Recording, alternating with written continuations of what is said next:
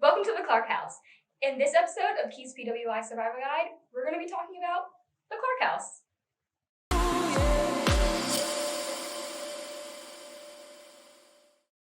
Hello, everyone. So, as you saw from Denisha Mason, we're going to be talking about the Clark House today. Right now, I'm sitting actually in the Clark House living room, and I'm waiting for some special guests so we can talk about the history of the Clark House, what the Clark House brings to our school and our campus, and some other interesting things that we've got in the works going on with the Clark House right now. And I'm just very excited to share this with you guys. We're going to be talking about places and spaces on campus that students can utilize and just feel at home with. So let's get right into it.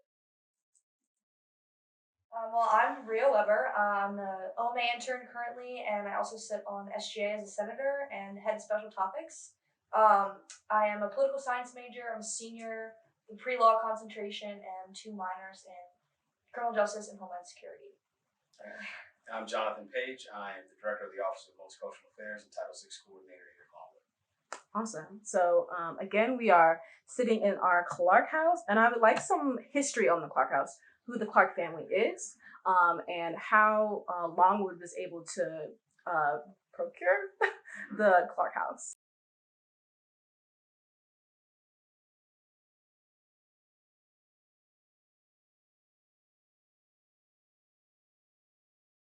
So as you all just were able to see, is a picture of our Clark family, and we'll go right ahead and start talking about the history. Absolutely. So we are sitting in the former home of the Clark family, and they are what we consider to be Longwood royalty because of Dr. Clark's position here at the institution. She was a professor of social work. She made such a tremendous impact on the lives of students because she was such a caring and giving person. She spoke of, and Megan had mentioned this as well, that there were many times where she hosted students here for dinners where they would talk and really create a vibrant community and a family, which was also important. And so when the Clark family moved from this house, it was here. The university is on university land. And so we thought about what are ways in which the university could do it. And so for a while, this was a home for the Center for Faculty Enrichment Cafe. And it was also where Holtzman's Farm had offices as well. But as construction progressed on campus, when Allen Hall was built, cafe moved. And so this was a perfect opportunity to reallocate this space, to figure a way to repurpose it. And something that had been on our agenda for a long time was the creation of an intercultural center. We have the N.H. Scott Multicultural Center inside Upchurch on the 3rd floor, which is a fantastic facility and space for our multicultural students to have, a space, to have a lounge, to have a place where they can come, gather, have fun, have meetings, and just be. And so we were looking at how could we create another space on campus that had more of an intercultural vibe, a place, an opportunity for people from various cultures, to be able to come, to engage together, in dialogue, in communication, in programming, in fun, and just sort of come together and be, and it's different than a university center because a union, is a place where, of course, there's a cafe, there's meeting rooms, there's game rooms, all that kind of stuff. But an intercultural center is a lot more of a home environment, a home space. And by nature, they tend to be smaller, more intimate. And so that's what we attempted to do here with Clark House is, honor the Clark family and the legacy and honor them as part of the Longwood family and also see this as a space to come together. And so that's really the history of this space and why we're really excited to move forward because it was a long time coming. And, it would not have come to fruition were it not for, the support of the Student Government Association, who really, spearheaded a lot of the push. And also to Longwood administration, who was open to the idea and who saw the need and saw the value in creating a space like this. So it really was sort of that perfect confluence, of events and of people to really see why this is important and really make it happen. Since I started working with OMA, this is kind of like the main project that I personally have been working on. So Every week I just give little updates about what we've been doing here and the new things we're trying to do. And we've collected feedback from the campus through our survey, which you can still fill out if you want to. And yeah, so people are really interested in the Clark House. People are really interested in making it a space where students really use, because what we found is that not that many people use it. Like it's not on campus. It's not on main campus. It's a little bit ways away, which is kind of hard for some students, and people don't really know about it. But what we're trying to do is reintroduce this whole house and really get everyone on campus and people from all different kinds of groups to come together to make this space like a collection, like for everyone. It really is an intercultural center rather than something targeted to just one group of students. Absolutely, and I would say that Rio has sold herself short a little bit. She has really been, an integral part of the campaign to sort of reinvigorate, to reintroduce, Clark House to campus. She had created the Leave Your Mark on Clark, which is the survey that she referenced, which again would encourage folks, if they have not already taken the survey, to please take a few minutes to do so, because your feedback is extremely important, because it helps us to identify what the needs are in this space, to make students more comfortable, to make it certainly more inclusive. So, and as Rio said, she goes to, as a member of SGA, as a senator, she really speaks about OMA issues in SGA as her platform. And so there's a social media campaign to call attention to use of the space and hours of operation, things of that nature. And we do have a Love Your Longwood Day campaign. Love Your Longwood Day is coming up. There is a Clark House page, and so we would encourage people to donate, however they see fit. All donations are welcome and appreciated, because what the foundation does is it seeks to really offset the cost of resources and other materials in support of Clark House. So a lot of the changes that students would like to see, a lot of the ideas and recommendations that they've made, that foundation money goes to, really pay for upkeep and sort of how the space operates. Well, I think we really wanted to be, like what John was saying earlier, like this really is a home, and it really is a place for Longwood students to come together to do things maybe that you wouldn't do on campus, like use the kitchen or hang out on the couches or watch TV and things like that, and have like more of a relaxed like meeting spaces for clubs as well. That's one of our goals. Yeah, absolutely. So when you think of the university's master plan, I don't know what is necessarily in store for the Clark House in the immediate future, but right now, as the Intercultural Center, our goal is to have students, make their mark on it, to really identify ways in which to make this more of a home, more of that sort of safe space where people feel that they want to come here and hang out. Again, we do have, technology here. We have cable TV, we have lounge space, we have meeting rooms, we have a reflection space, we have a conference room, with technology, we have a kitchen area. So there are a lot of really cool resources here in the space, that students can take advantage of. And that's really our goal, is to give students an alternative space where they can come and hang out and sort of just be. I use that term a lot, just be, because oftentimes, particularly in our work with multicultural affairs, we talk about the ability to be one's authentic self. And where are the spaces on campus where I can do that? And Clark House is intended to be just that space. And so our vision for it is really to help to update the decor a little bit, put more pictures and art on the wall. We're putting different furnishings in the space to make it more comfortable. But really, we want students to feel empowered, to use the space how they see fit. There's card access to the space, and it has similar hours to the Upchurch University Center. And so we just encourage students to take advantage of it in ways that best suit their needs. Things that we've heard a lot, particularly from the survey, is the placement of the house. That you hear that it's not convenient to the center of campus. It takes effort to get here. And while I would say it may not be as convenient as students would want it to be, I think it's important to understand the history of the space and to understand the importance, of the space, to understand the access, of this space and how it can be utilized. And that's what I want people to see. It's not so much, what the space isn't, but more what the space is, and most importantly, what the space can be. And it really takes a bit of, imagination. It really takes a bit of intention and a bit of effort. But this is a vibrant space.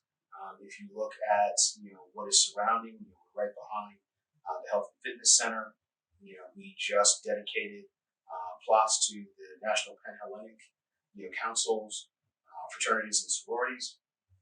And so that's there. We're looking to, put more yard furniture, out in the area for students to be able to take advantage of that. And so as we sort of improve the outdoor space, hopefully that becomes, even more attractive for students to be able to use it. Because, ideally, it is actually, in my opinion, a nice space. I think it's perfectly located because it does give a degree of privacy. And that's one thing that a lot of students had indicated when we first talked about putting the Intercultural Center together, is that they wanted to have a space that was kind of, theirs, that it wasn't in the middle of campus, it wasn't someplace where, everybody was going to be on top of it, everybody was going to be in there, but there was a modicum of privacy, that existed. And so, I think the Clark House certainly provides that. And so that's really what we want students to see. We want them to enjoy the space. Because we certainly believe that the more students come to the space, the more they're going to like it, the more they're going to want to come back. But the idea is we want to get folks here.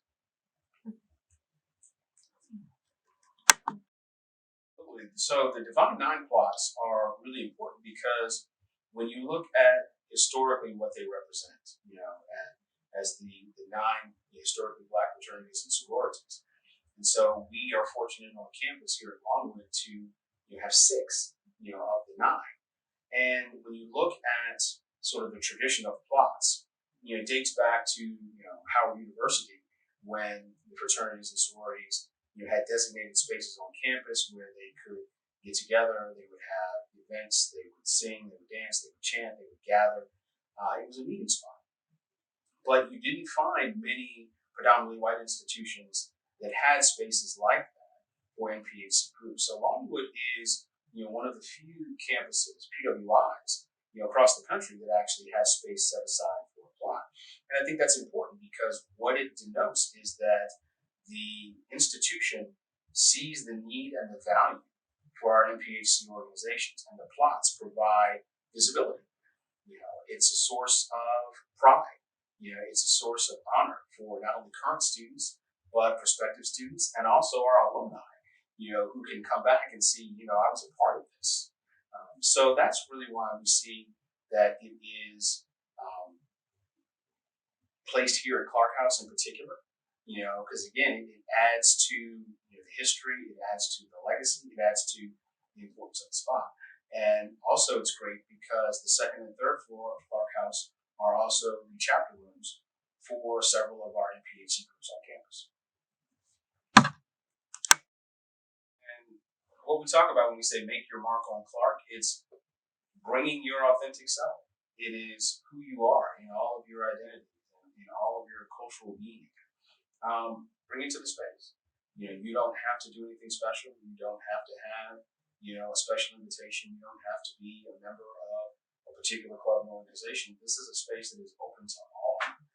And so, we think that this would be a great sort of selling point for prospective students to know that there's a space on campus where, they can come immediately. It's not a clubhouse. It's not, a members only space. It's something that is for everyone.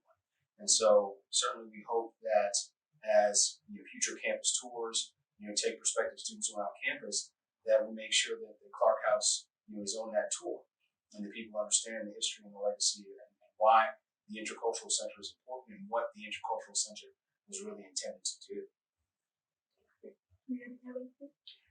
Yeah, we really just need prospective students to come bring themselves here and just hang out and use the space. That's really what we need. It's here, it's open, it's ready to go. let's come and participate in after clubs and just come and hang out. Absolutely. When you think about Clark House, what are your thoughts on the space? What do you see as a need? Why do you see it as a space of importance? So for me, I actually filled out the Make Your Mark on Clark survey, and I reposted it, girl. Trust me. But for me, I remember when they dedicated the Clark House, and I was like, "Oh, period! I'm gonna go up there all the time."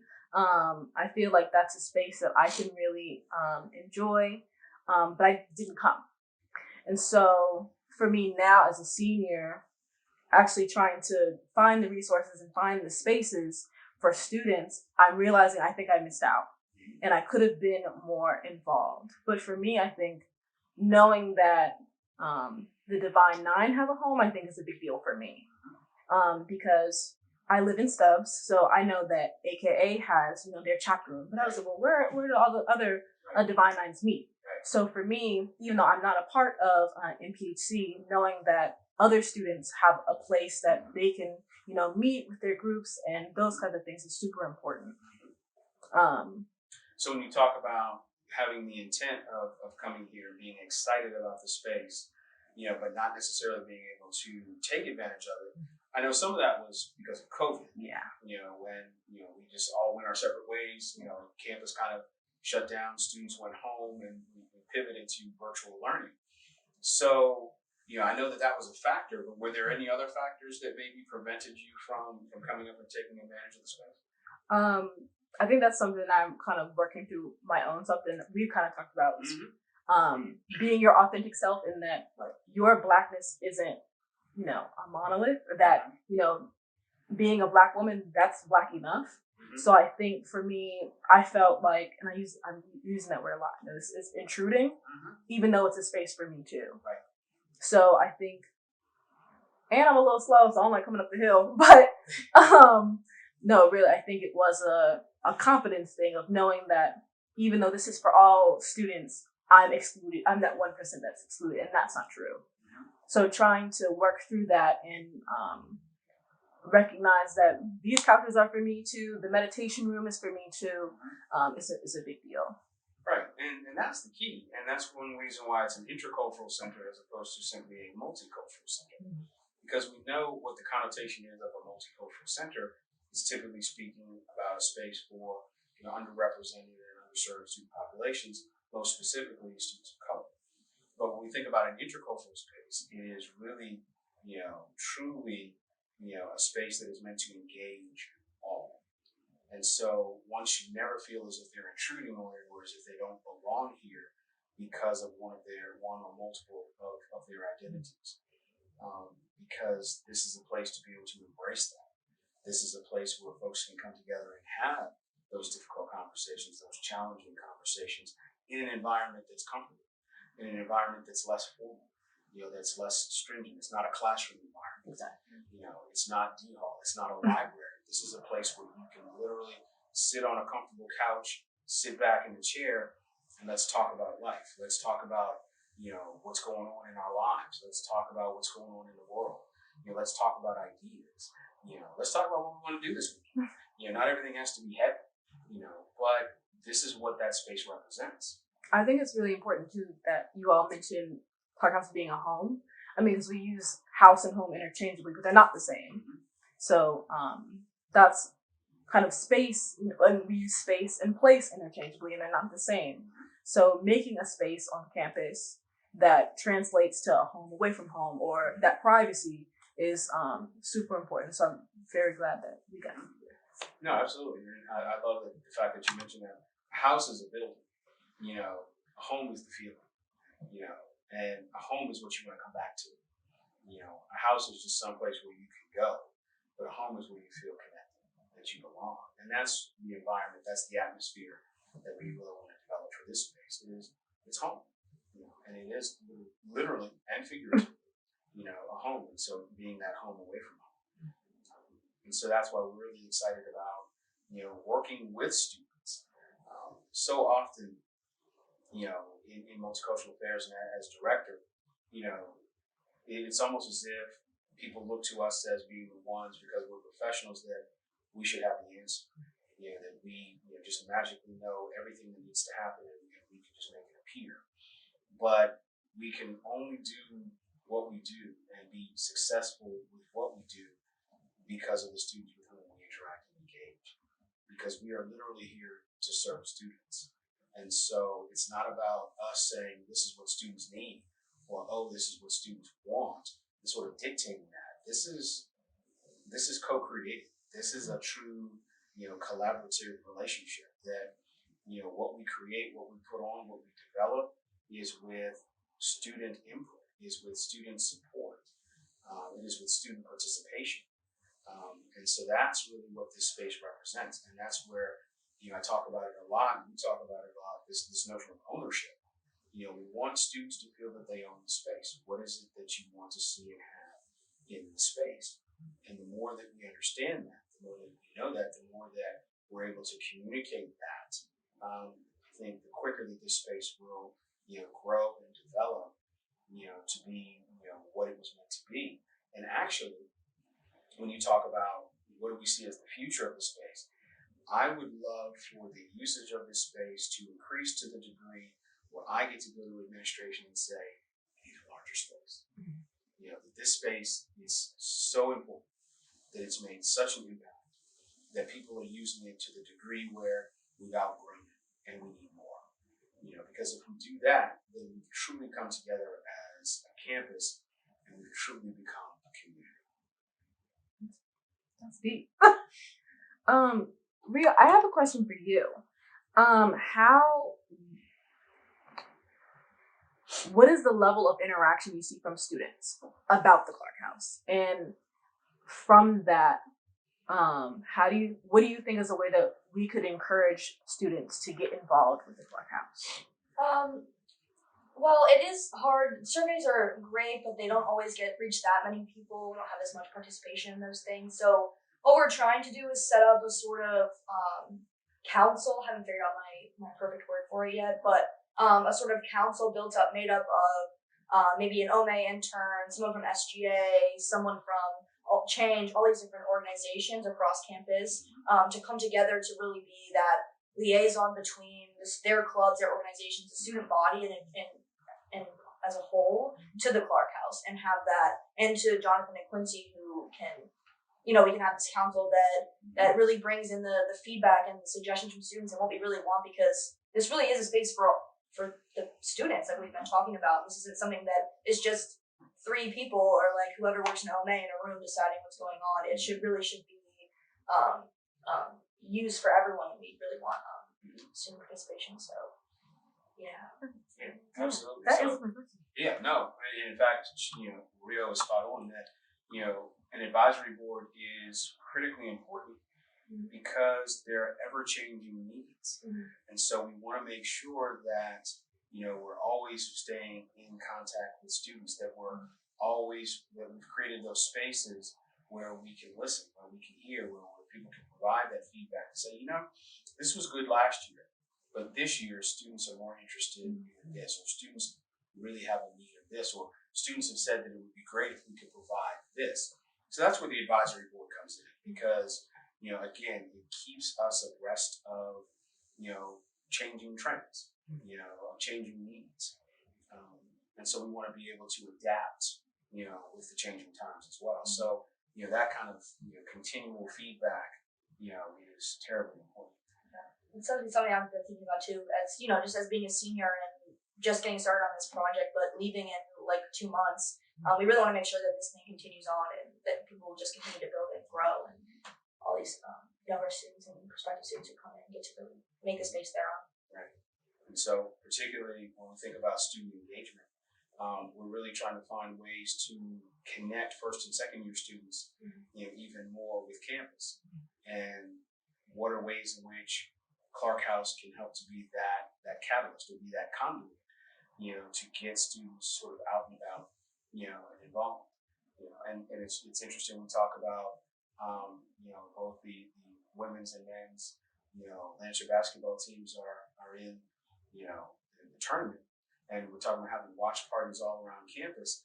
And I think for some people large crowds, big spaces aren't necessarily their thing. But then I think, well, wow, Clark House, cable TV, comfortable couches, rather quiet. Got a kitchen. Got a kitchen. It might be that space where for somebody for whom a large crowd, a big space, at a larger watch party, it's not necessarily their thing.